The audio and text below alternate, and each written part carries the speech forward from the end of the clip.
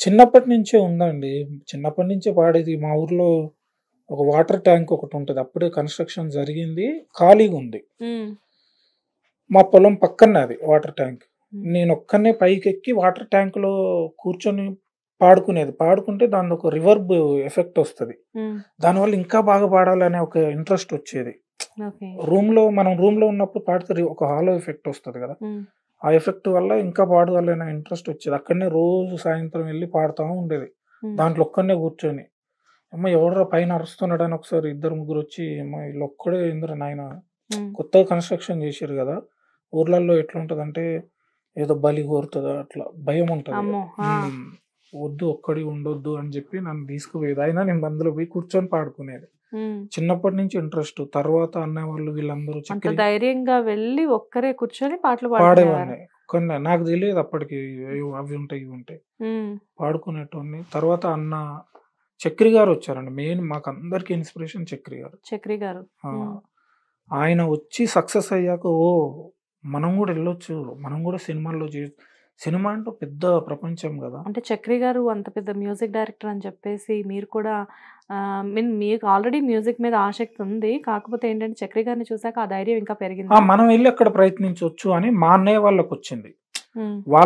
వాళ్ళు కొంత సస్టైన్ అవుతూ వర్క్స్ చేసుకుంటూ ఉంటే నేను వచ్చి వాళ్ళతో పాటు ఇదయ్యాను. చేస్తూ వచ్చాను. అక్కడే ఆపర్చునిటీ వచ్చింది యాక్చువల్లీ. హ్మ్.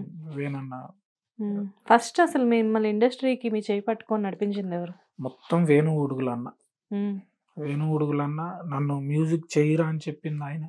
హ్మ్. నాకు ఫస్ట్ అవకాశం ఇచ్చిందాయనే 'నీది నాది ఒకే కథ' 'నీది నాది ఒకే కథ.' శ్రీ ఓకే. విష్ణు గారు. హ్మ్. అక్కడి నుంచి కంటిన్యూగా 4 మూవీస్ శ్రీ విష్ణు గారియి నేనే చేశాను. ఓకే. అప్పట్లో ఒకడుండేవాడు. హ్మ్. బ్యాక్‌గ్రౌండ్ స్కోర్ చేశాను. 'సాగర్ కి చంద్ర' గారిది మన 'భీమ్లా నాయక్' డైరెక్టర్ ఓకే. ఆయనది. హ్మ్. వేణు ఉడుగుల గారిది 'నీది నాది ఒకే కథ'. మా అబ్బాయి అనే పాపం ఆ డైరెక్టర్ కోవిడ్‌లో చనిపోయాడు. ఓకే. 'తిప్పరా మీసం' అని తిప్పరా మీసం. అవును. సాంగ్. అది కూడా నేనే కంటిన్యూగా విష్ణు గారి 4 మూవీస్ చేశాను. ఫస్ట్ నాకు అవకాశం ఇచ్చిందయితే వేణు ఉడుగుల గారు. ఓకే. ఇన్ని మూవీస్ చేసిన తర్వాత మీకంటూ అసలు ప్రత్యేక గుర్తింపు తెచ్చిపెట్టింది. మీరంటే ఎవరు అని చెప్పేసి బయట ప్రపంచానికి పరిచయం అయింది ఎప్పుడు? 'నీది నాది ఒకే కథేనండి.' ఆ 'నీది సినిమా నాది' మంచి పేరొచ్చింది. ఓకే. దాంట్లో పాటలు ఆ టైంకి అంటే మంచి పాటలయి. హ్మ్. విన్న వాళ్ళెవ్వరైనా ఖచ్చితంగా దాన్ని లైక్ జేస్తారు. హ్మ్. బాగా నన్ను జనంలోకి కమర్షియల్‌గా తీసుకెళ్ళింది. వీటికి ముందు కొన్నున్నాయి యాక్చువల్లీ నేను ఇండిపెండెంట్ సాంగ్స్ చేశాను. ప్రైవేట్ ఒక ఛానెల్‌కి 'వి6 ఛానెల్‌కి. హ్మ్. 7 సాంగ్స్ చేశాము.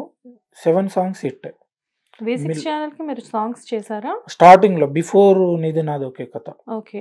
అంటే ఇండస్ట్రీకి పరిచయం అయ్యే ముందు. హ్మ్. సాంగ్స్ చేశాను. 'వి6లో' ఫస్ట్ నా సాంగ్సే వచ్చింది. హ్మ్. నేను చేసిన ఫస్ట్ సాంగ్ అసలు పెద్ద హిట్ అది.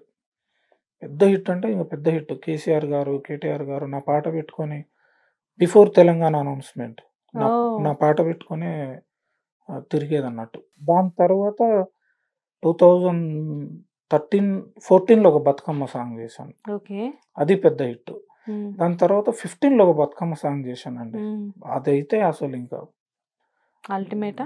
అది పెద్ద హిట్. ఇప్పటికి బతుకమ్మ జరుగుతుందంటే టాప్ 1 అదే ఉంటది. ఓహ్! అది నేను చేసినానని ఎవరికీ తెలియదు. ఇప్పుడు తెలుస్తుంది. చెప్పండి అదే ఆ! సాంగ్. అదే చిన్ని మా బతుకమ్మ చిన్నారుక్క బతుకమ్మ అని సాకితో స్టార్ట్ అయితది. ఓకే. పున్నామ పున్నామ నిండు పున్నామ అని ఎండ్‌తో మధ్యలో ఎండ్ అయిపోతది. Okay. Hit TV presents like, share, comment. TV వాళ్ళకు కూడా నేను ఒక సర్ప్రైజ్ ఇద్దాం అనుకుంటున్నాను. మీరు మాత్రమే జెస్సీ ఎందుకు అయ్యారు? ఇలాంటి అమ్మాయిలకి పిలవడానికి బాగుంటుంది. చందు సాయికి like you and have a జనాలకి ఒక పేరు నచ్చిందంటే దీనికి ఒక ప్రాసెస్ ఉంటుంది. ఎందుకు ప్రాసెస్ డైరెక్ట్‌గా వెళ్ళిపోదాం. ఏదైనా ఒకటి మర్చిపోయినావా నువ్వు? మర్చిపోయినా మేడం. ఏం మర్చిపోయావు? నా గుండె. ఏదో ఆ టైంకి మన సుడి బాగుంటే ఎవరన్నా చూపిస్తే రాయగలం కానీ డోర్ టు డోర్ సేల్స్ చేసేవాళ్ళు. శారీ వస్తుంది కదా, శారీలో వెనకాల కట్టుకుని